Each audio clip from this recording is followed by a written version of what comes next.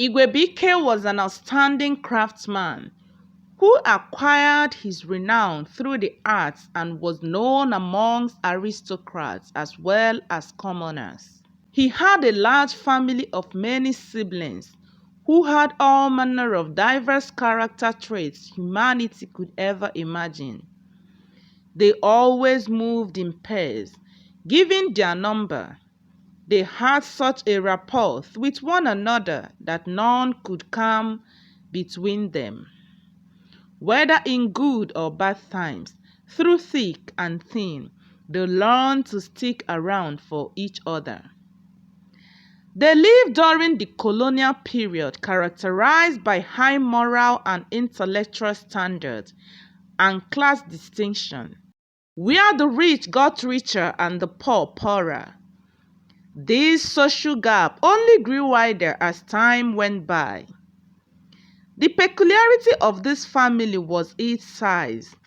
They were known by a few rich folks, but more widely amongst the commoners.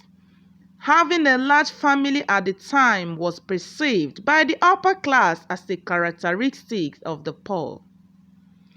They were considered commoners and peasant farmers who spent more time in activities considered to be solely for the ordinary man and further characterized by high birth rates.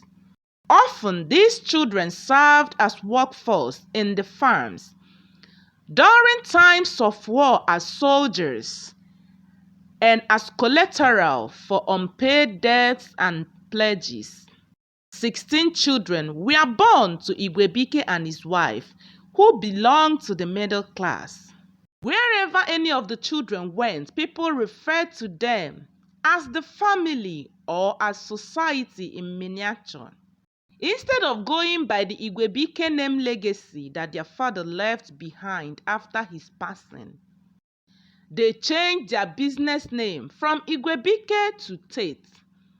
This they did to represent the fact that each of them was an embodiment of an important trait in human life. Whether it be a flaw or a strength, within the context of avarice, hate, materialism, ego, love, or wisdom, they didn't leave others indifferent wherever they passed. Instead, they ensured that people took notice of them, especially those who hadn't heard about them. The decision to change the legacy that Igwebike had worked so hard to raise was done collectively so that each person could be represented in a newly formed company named the Tates.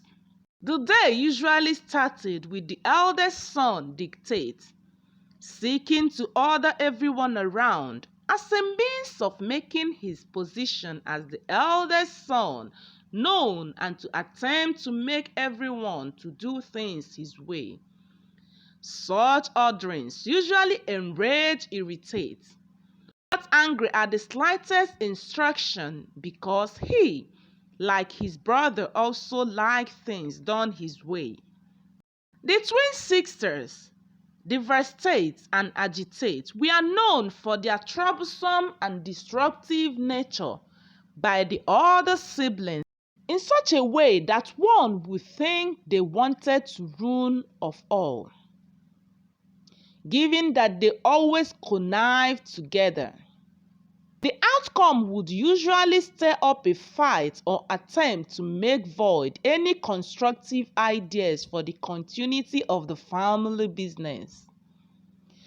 The triplets, vegetate, hesitate, and mutate, often put on a reluctant and indifferent attitude that wasn't quick to adapt to any changes made in the business. They were of the opinion that things should remain as their father had left them. They thought together, why stress to change anything? Potentate, being the Igwebike who knew the extreme love of her parents for her, considering she was the most pampered of the children, thought that, as her name Potentate implied, she should rule over everything and her voice should be heard because of her witty ideas. She considered herself the queen of the Igwebikes.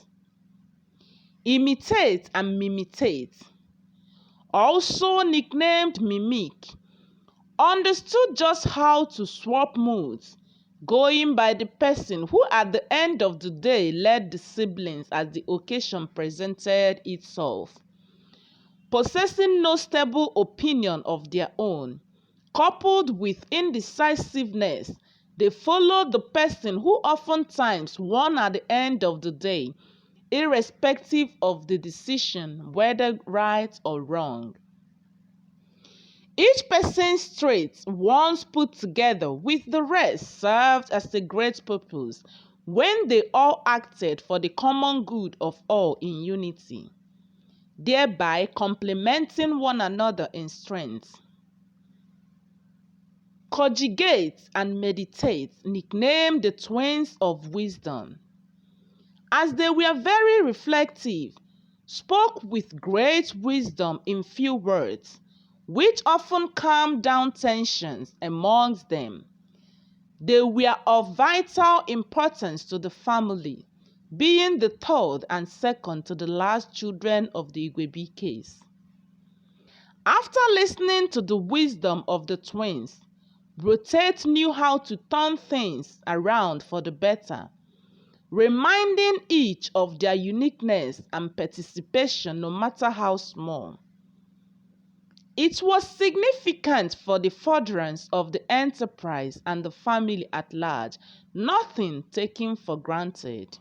At the end of the day, it was facilitate, necessitate, and orientate who always related everything in such a manner that made the case of cooperation amongst the siblings.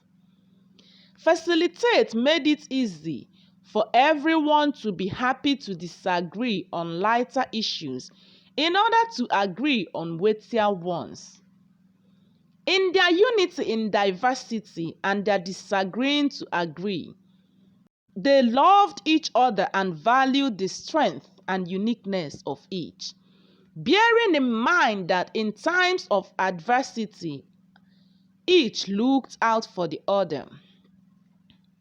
Eventually, they learned after a tough time to value each other rather than magnify each other's faults, based on who didn't do what or what whosoever did.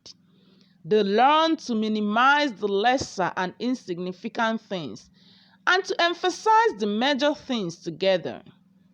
In the end, the Igwebikes, now changed to the Tates, prospered all the more and stood the test of time, emerging into the upper class of society as they now understood that united they stand and divided they fall.